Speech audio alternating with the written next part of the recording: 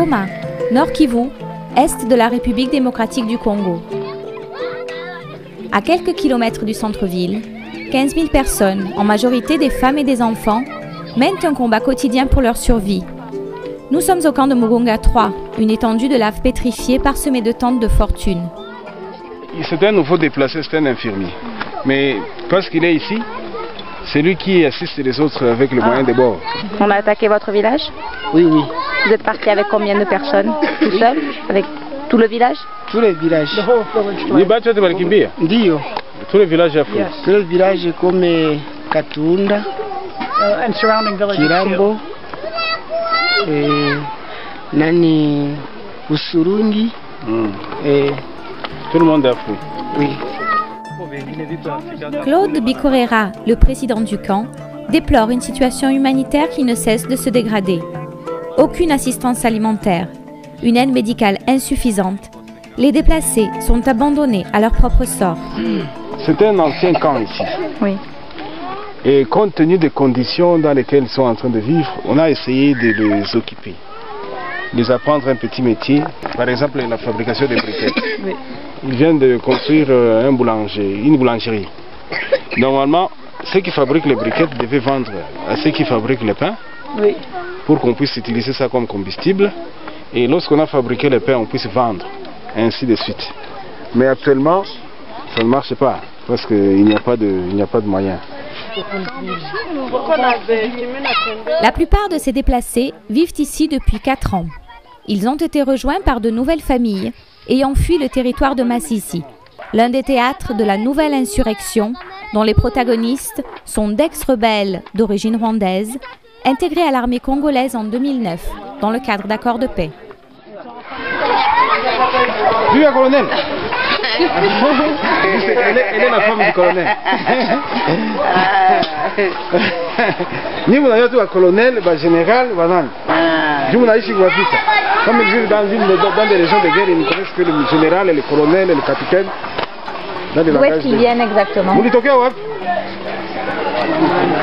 ou Famandou, Massis. Bon nombre d'organisations humanitaires internationales ont des projets dans le Nord Kivu. La plupart des 20 000 casques bleus de la mission de l'ONU y sont déployés.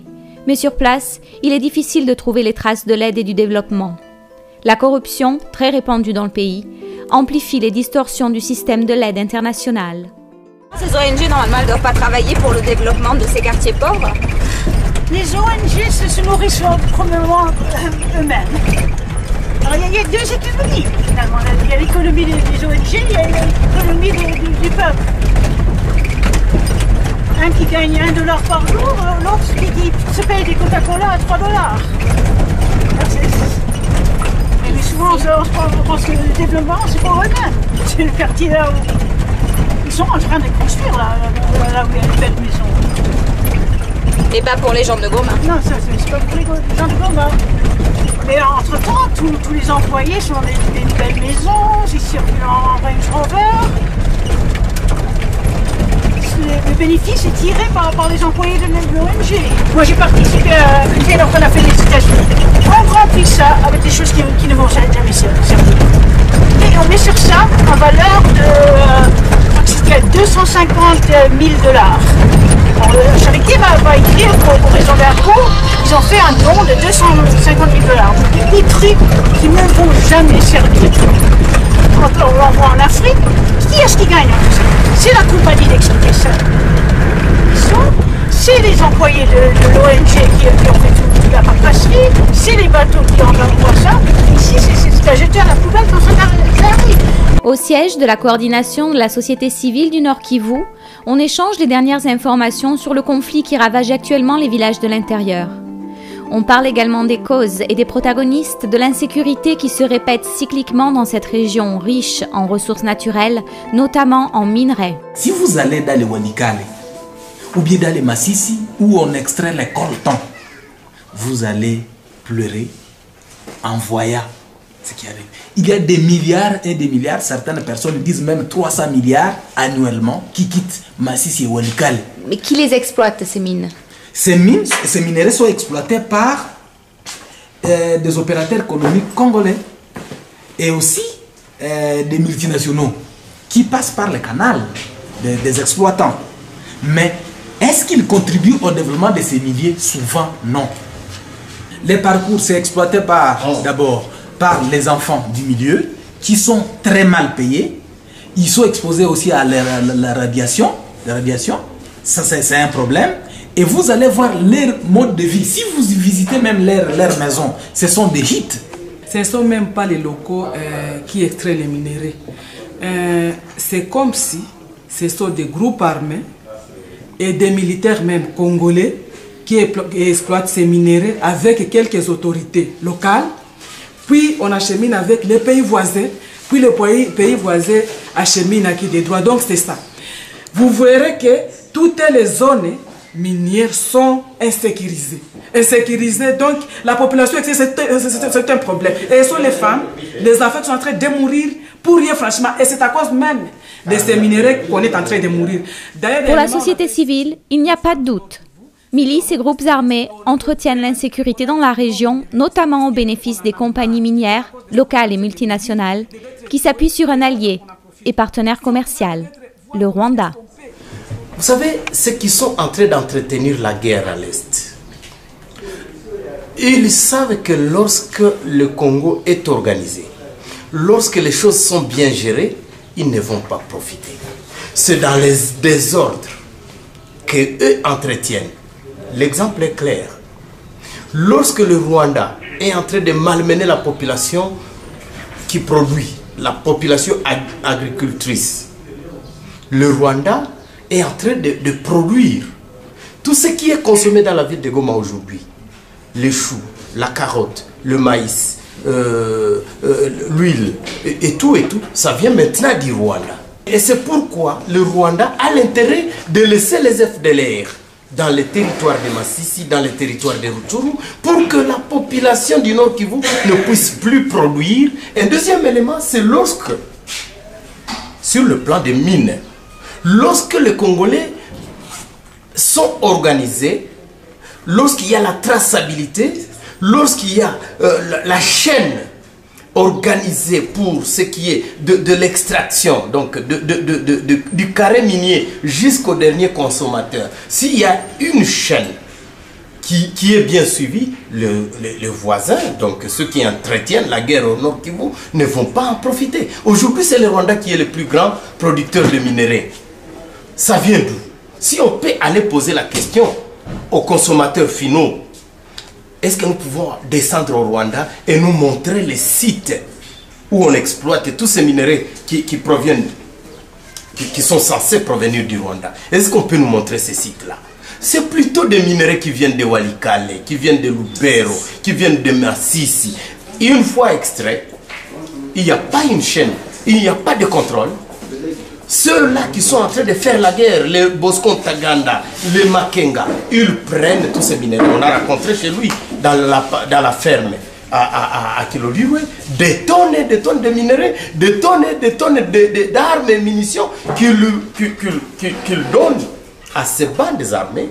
Il donne des armes, il donne des munitions, et en contrepartie, on lui donne les minéraux. Et ces minéraux sont directement acheminés au Rwanda, à l'intérêt, à l'avantage des Rwandais. Walikale a besoin de se développer, Masisi a besoin de se développer.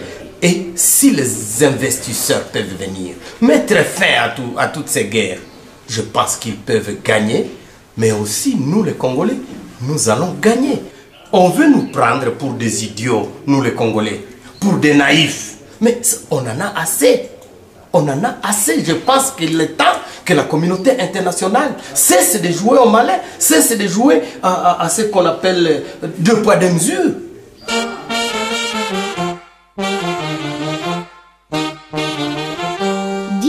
Après un génocide qui a coûté la vie à plus de 800 000 personnes, le Rwanda est lancé à grande vitesse sur les rails du développement. Son président, Paul Kagame, veut en faire un Singapour d'Afrique.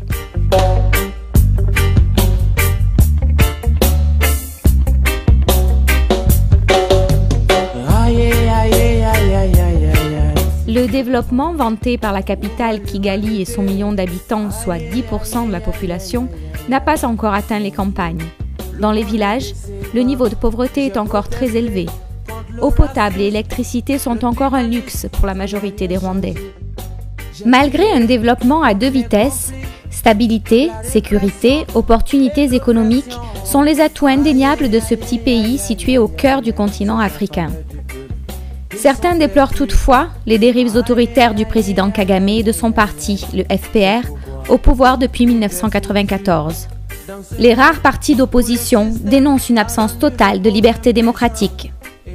Apparemment, on dit qu'au Rwanda, il y a à peu près 10 partis politiques. Qu'on dit ces partis d'opposition, mais il y a à peu près 20 ans. On ne les attend pas. Ils ne mènent pas même des discussions au Parlement. Lors de la campagne électorale, ils accompagnent le FPR. Et souvent, ils disent qu'ils sont aux côtés de FPR. Tous les partis d'opposition qui ont essayé de naître, je dirais, à savoir le PS Mberakuri de Benan Naganda qui est en prison aussi. Il y a aussi l'ancien président Pasteur Bizimungu qui a été emprisonné juste parce qu'il avait essayé de créer un parti politique. On l'a accusé des mêmes crimes que ceux qu'on accuse de victoire. Il y a aussi le Green Party qui a essayé de naître, mais finalement qu'on a terminé à fuir. Pourquoi le président a peur de vous? La réponse est simple, parce qu'il n'est pas sûr de lui-même. Voilà, ici il y a un président qui dit que la population l'a élu à 93%. Alors pourquoi il a peur de ces 7% qui restent? C'est parce qu'il connaît que dans les élections au Rwanda, c'est des élections forcées. On force la population à élire quelqu'un. Le parti, nous avons un parti unique. Nous avons un gouvernement qui manipule beaucoup la communauté internationale et qui veut se voir comme un gouvernement exemplaire. Les propriétaires des grandes maisons que vous avez observées ici à Kigali sont des gens qui sont venus en Ouganda, ils sont des militaires, ils sont des ministres, ils sont des députés, ils sont des gens chargés, des chefs des institutions de l'État. Majoritairement venus de l'Ouganda. On peut dire en bref, c'est une sorte de discrimination, mais qui est difficile à déterminer, à montrer. Les problèmes du Rwanda sont connus d'abord par les Rwandais. Alors, ce sont des Rwandais qui connaissent bien ce qui se passe dans leur pays. Malheureusement, au Rwanda, on ne parlerait pas. On ne parlerait pas à haute voix. Les gens ne peuvent pas oser. Ils peuvent préférer mourir passivement que parler de ce qui se passe. Parce que, par exemple, quand on essaie de parler un mot ou tout dit, là, on vous accuse directement. Beaucoup de gens sont déjà en prison à cause de ce prétexte-là d'idéologie du génocide. Alors, il y a beaucoup de gens, je connais beaucoup, surtout des grandes personnalités. Il y a des prêtres, il y a des civils, il y a des gens qui ont essayé de faire des réactions sur des problèmes du pays. Alors, tous ces gens sont accusés d'idéologie du génocide.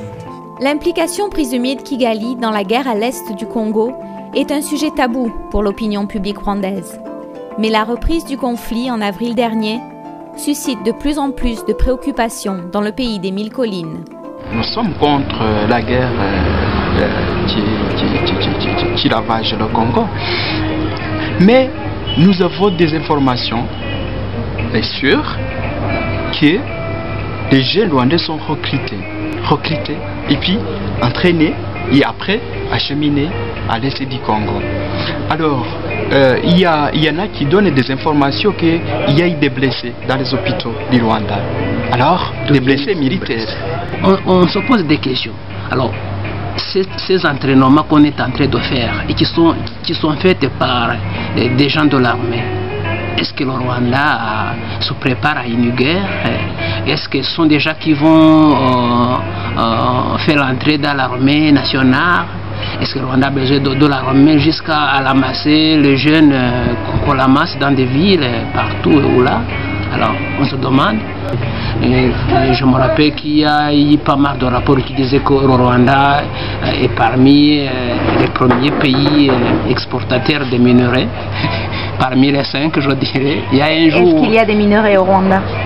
Il y a des minerais, mais des minerais qui n'arrivent pas à donner au Rwanda le rang des grands exportateurs. Il y a des minerais qu'on est en train de piller tout en bousculant la vie humaine des Congolais. Il y a à peu près, maintenant on arrive à dire qu'au Congo, dès 1996, il y a à peu près 5 millions de morts. Il y a eu 5 millions de morts. Alors, des millions de morts et de déplacés, une génération sacrifiée au nom d'intérêts inavoués.